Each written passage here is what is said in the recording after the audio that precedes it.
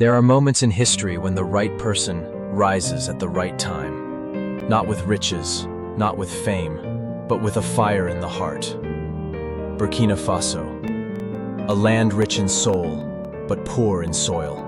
A country where the sun scorched the earth, and for years, the people waited.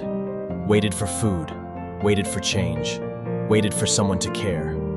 Then came a soldier, not from a palace, not from Paris, but from the dust itself. A man in uniform, young in age, ancient in resolve. Ibrahim Traoré. He didn't come to promise. He came to ask one simple, burning question. If we have land, and we have people, why are we still hungry? That question shook the silence. For decades, the people of Burkina Faso relied on foreign aid, on imports, on borrowed solutions. But Traoré, he wanted something different. He wanted self-reliance. He wanted power to return to the soil and the soul of the people. He began his journey not in parliament, but in the fields. He walked the dry lands, spoke to farmers, listened to stories of hunger, of despair, of children going to sleep without food. And then, he rolled up his sleeves. He launched a revolution. Not with weapons, with water. Not with slogans, with seeds.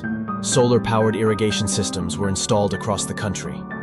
Water, which once hid beneath the ground, began to rise again. And so did hope. In the first year alone, over 75,000 hectares of land turned green. Crops began to bloom. The land that once cried out for help began to sing. Markets, once empty, started to fill with homegrown food. Mothers no longer waited for rice from abroad.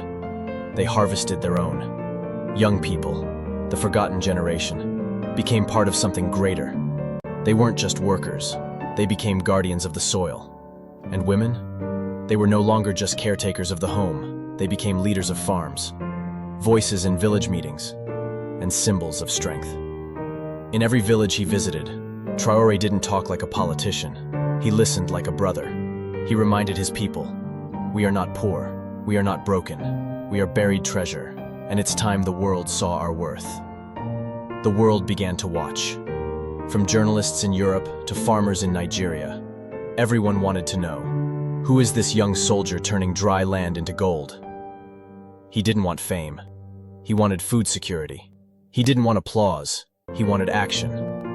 And so, Burkina Faso, once a forgotten name on the map, became a symbol of what is possible when faith, soil, like and leadership come together. But this isn't the end, because the revolution isn't over. It's just begun. Now, every time a child drinks clean water from a pump, every time a farmer holds a basket full of fresh crops, every time the sun sets over a green field that once was barren, that is Traoré's victory. Not on paper, not in policy, but in the hearts of his people. Burkina Faso may still face challenges. There will still be storms, droughts, and doubts. But the seed of hope has been planted, and it was planted by a soldier who believed. Ibrahim Traoré, the man who watered a nation with faith.